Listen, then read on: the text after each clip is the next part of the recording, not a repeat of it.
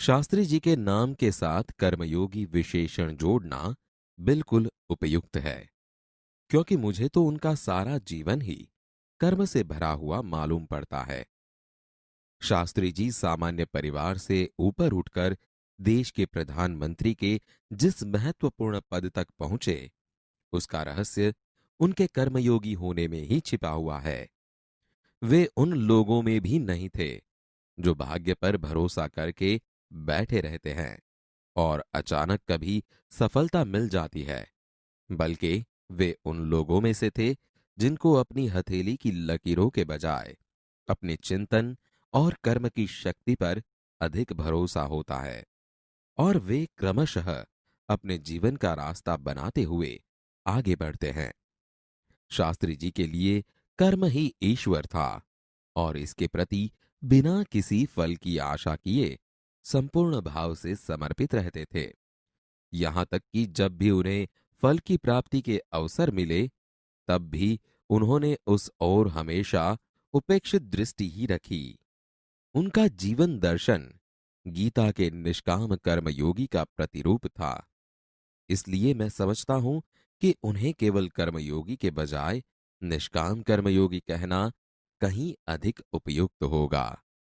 अपने उद्देश्य के प्रति दृढ़ आस्था, उस उद्देश्य को प्राप्त करने के लिए कर्म का भाव तथा उस कर्म के प्रति संपूर्ण समर्पण, ये तीन बातें मुझे उनके संपूर्ण चरित्र तथा जीवन दर्शन में दिखाई पड़ती है।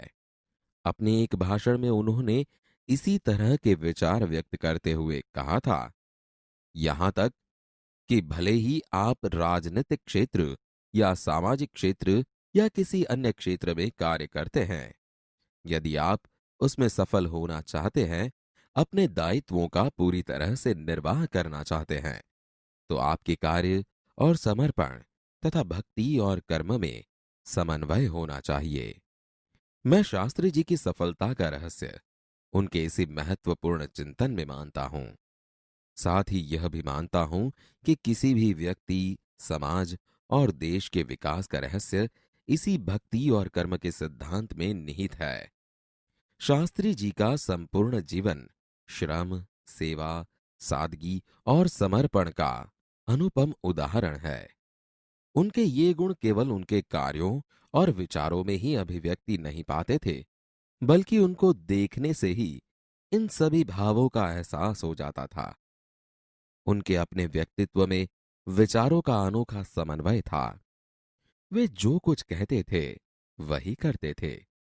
जो कुछ भी करते थे वह एकमात्र राष्ट्र लाभ की भावना से प्रेरित होकर करते थे। मुझे लगता है कि यह उनके चरित्र की एक बहुत बड़ी विशेषता थी, जिसके कारण देशवासी उन पर इतना अधिक विश्वास करते थे और उन्हें चाहते भी थे। पंडित नेहरू की समृद्ध राजनीतिक विरासत को संभालना और उसे आगे ले जाने का काम कम कठिन नहीं था, लेकिन देश ने उस समय यह साफ साफ देखा कि उसे संभालने की ताकत शास्त्री जी में ही है, और शास्त्री जी ने अपने निर्मल चरित्र और दृढ़ संकल्प शक्ति द्वारा देश की इस आकांक्षा को पूरा किया।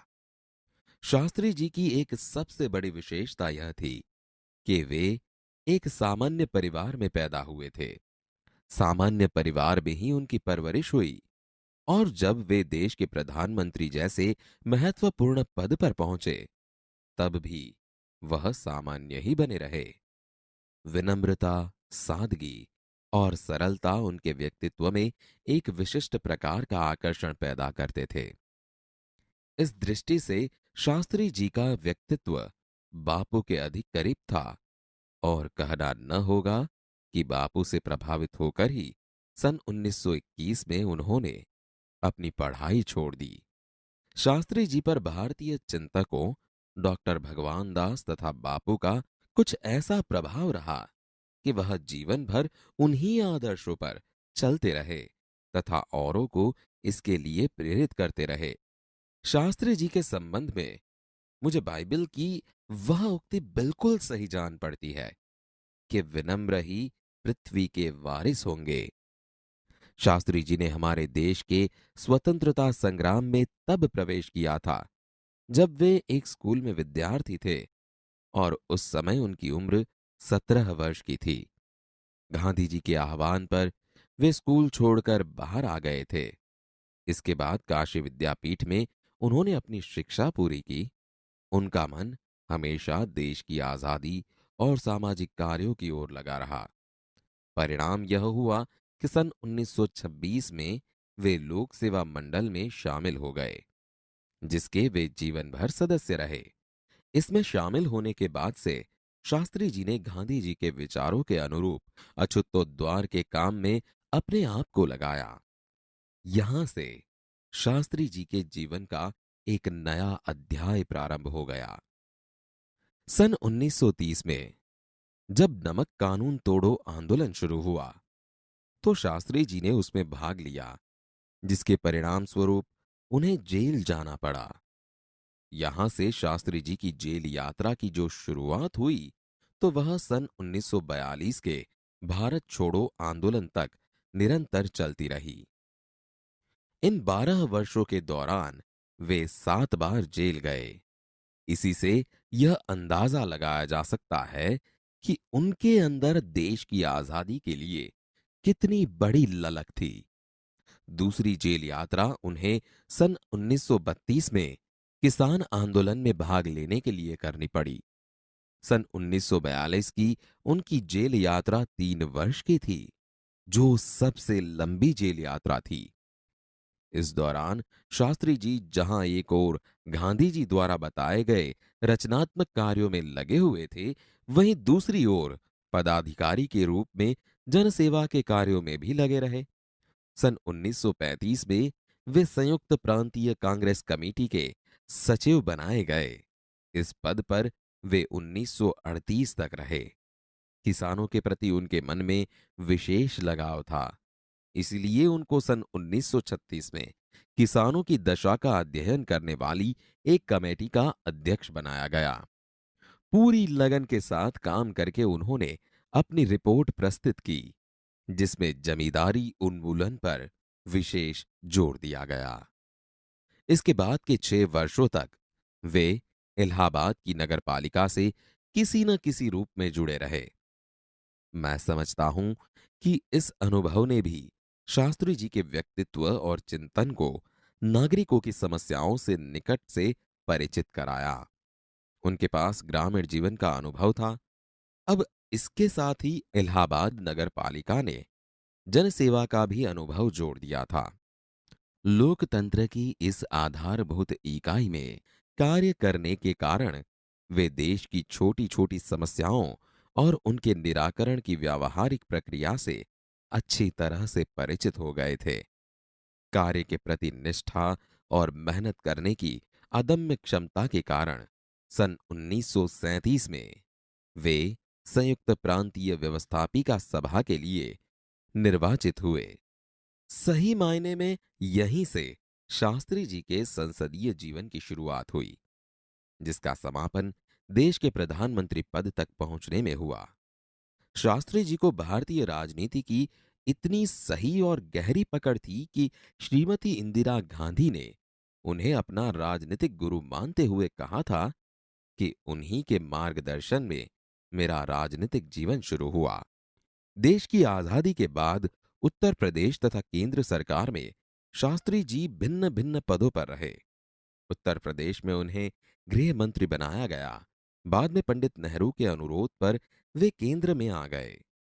केंद्र में उन्होंने रेल और परिवहन, संचार, वाणिज्य, उद्योग और गृह जैसे महत्वपूर्ण मंत्रालयों में मंत्री पद संभाला। इन पदों पर रहते हुए शास्त्री जी ने अपनी जिस प्रशासकीय दक्षता का प्रमाण दिया, वह हमारे देश के लिए एक उदाहरण है। अपने मंत्रालयों के कार्यों में उनका दृष्टिकोण अत्यंत व्यवहारिक तथा सभी प्रकार की औपचारिकताओं से परे होता था। वे अपने को कभी भी अपने पद के कारण ऊंचा नहीं मानते थे। उनकी बड़ी सीधी सी धारणा थी कि वे जनता के शासक नहीं, बल्कि जनता के सेवक हैं। ऐसी भावना से कार्य करने के कारण उन्हें अपने मंत्रालय में तो लोकप्रियता मिली ही, साथ ही साथ सारे देश में भी लोकप्रियता मिली। इसी लोकप्रियता का परिणाम था कि पंडित नेहरू के निधन के बाद देश ने उन्हें प्रधानमंत्री के रूप में स्वीकार किया। देश के इस महत्वपूर्ण पद पर रहते हुए केवल 19 महीने के छोटे से समय में उन्होंने जितनी सफलताएं और लोकप्रियता प्राप्त की, वह एक उदाहरण है। शास्त्री जी के सामने अपना उद्देश्य बिल्कुल स्पष्ट था। उसमें किसी प्रकार का धुंधलापन या भटकाव नहीं था। वे हमारे देश के अत्यंत महत्वपूर्ण पदों पर रहे और इन पदों पर रहते हुए स्वाभाविक रूप से वे अधिकार संपन्न भी थे।